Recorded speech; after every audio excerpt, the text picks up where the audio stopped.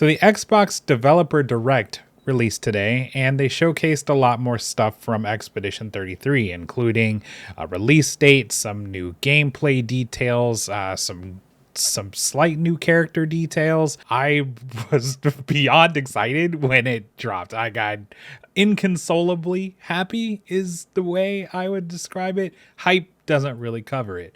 Now, I've done previous breakdowns of everything, and I will have links for those in the description as well as the cards up in the corner. But I just want to say this will most definitely be my game of the year this year. I'm so confident. I haven't been this excited for a game I've never interacted with before. Like, usually this level of hype is for like remakes and sequels, but this feels like home. I'm stupidly excited for this game. So let's go over what was actually shown to us today and stuff that was shown recently.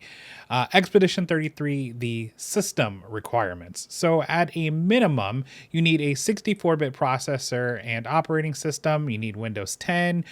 You need an i7-8700K as a minimum. My PC can just barely run this. They prefer to have a relatively newer Intel i7 as well as 16 gigs of RAM and or a Ryzen 5 5600X.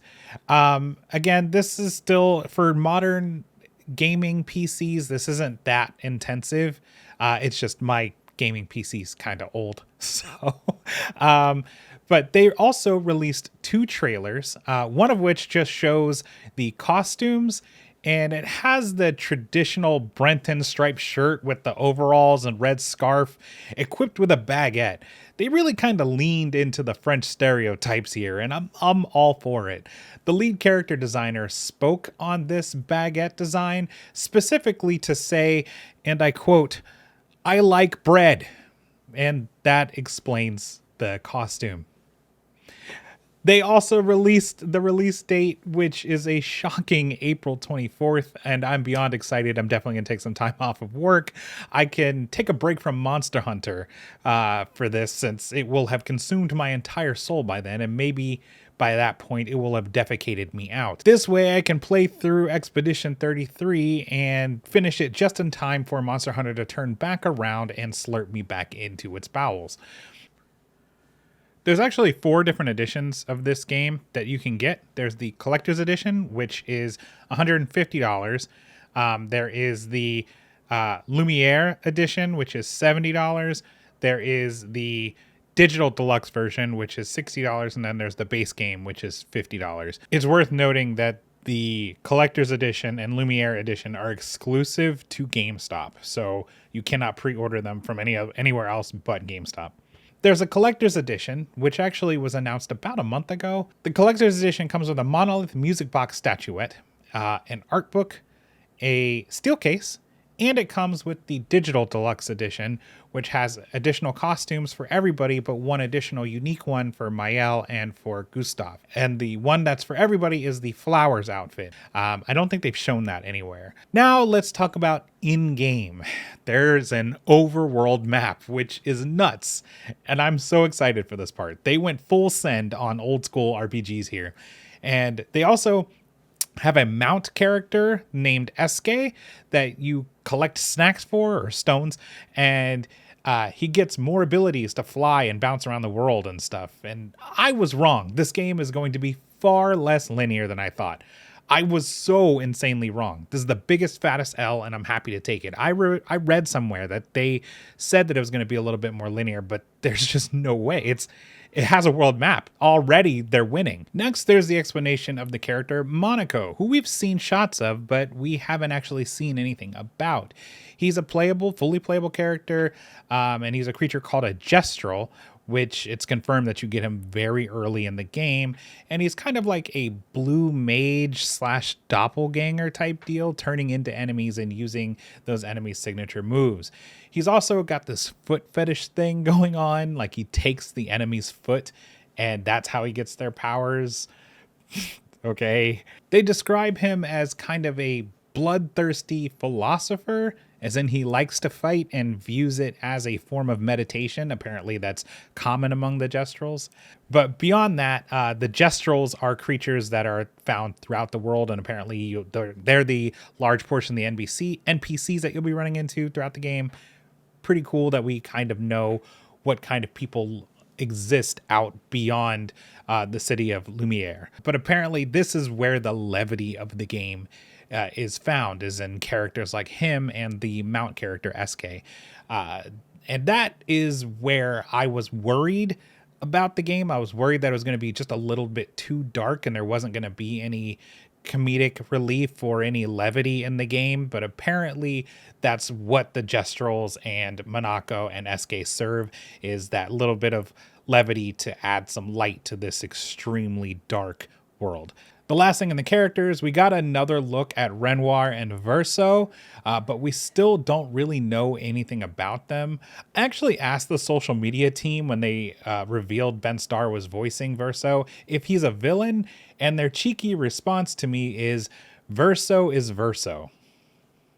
I think they were just having some fun with me, but beyond this, I think they aimed to steer away from good and evil in general in this game, and it's more that everybody has a motive in life, and sometimes those motives are just at odds with each other, and that's the nature of most things, to be honest, and it sits right at home with the existential themes of this game. So yeah, I can understand them not wanting to outright call and spoil that Verso might be a villain or an antagonist. But they do describe him as dangerous, and he's watchful of everything that the party's doing. They also shared some of the character build details. The Lumiere buffs that you get, I forget what they're actually called, but you can equip them, you find them in chests. There's literally hundreds of them. And the amount of customization that you can do is crazy. One of the lead developers said they built Mael to be like a tank/protector, but most of the developing team built her to be a glass cannon. And that's such a vastly wide difference of how to play a character. It just seems like none of them are really going to fall too deeply into tropes. Beyond this, we got a closer look at some of the spells, but we didn't really see anything that we didn't see before. We got our first look at CL's moves. We can see her special battle mechanic with the cards, and that she has a lunar and solar charge, and you can combine those to make a twilight charge. And I said it from the beginning, characters that have dual blade weapons with a staff in the middle, like, they're always my favorite, and I'm a sucker for them. So they will also be revealing 2 other characters soon, but they haven't said much about them, just who is playing them. I am very excited for this game, and I hope it lives up to my insanely high expectations. But honestly, they've already shattered my 2 biggest things that I thought I had right about it. I don't see how it's going to fail. So this was my initial reaction to the trailers for Expedition 33, by the way. It's a little embarrassing. I stopped and scrubbed it a few times. If by some weird chance the social media team ever sees this, you have my express permission to use any footage I ever do or anything I ever say in any way you see fit for free without fear of any copyright. I just want to be a part of this world and launch in any way and spread the joy of the verse. Watch this trailer. Let's watch this trailer together. I'm very excited. This is one of the few channels I have on Noti Gang. So I definitely want to see what they rated mature. What they pump out here. I've been having nightmares. Being out here isn't what I expected. Wait, did she have the exact same speech in two different places? Sorry, I'm already doing it. The ones you come after. All right, this is them on their initial journey across the water. Wait, ooh, we're seeing new areas.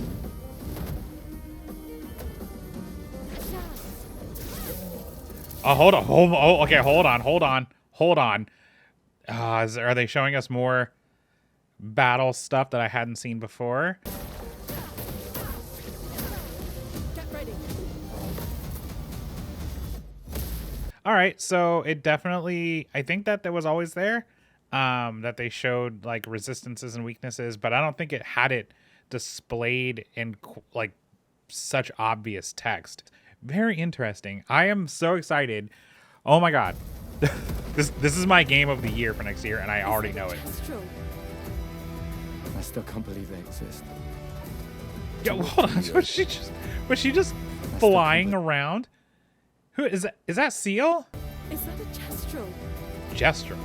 I still can't believe they exist. To what do we owe the pleasure of your company? Oh, it's this dude. We've been wondering. Oh, we have not gotten any information or like seen an up close shot of this thing. He's on the cover. He's on the cover of the game, like the poster. I just need foot. Aha! You can turn into a Nephron.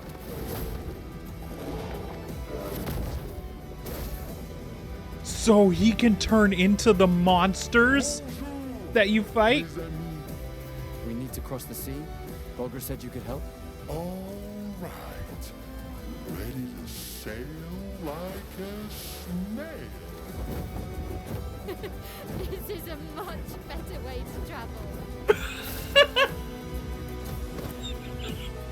What?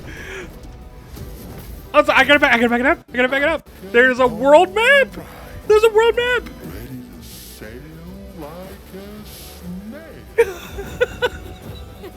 This is a much better way to travel. Oh my god.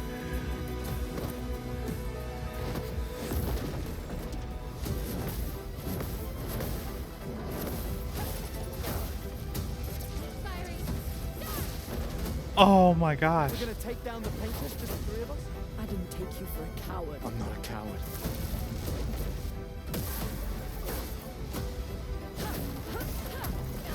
Painters. Us. As long as even one of us stands, our fight is not over. Oh my gosh. This year. Is that April 24th?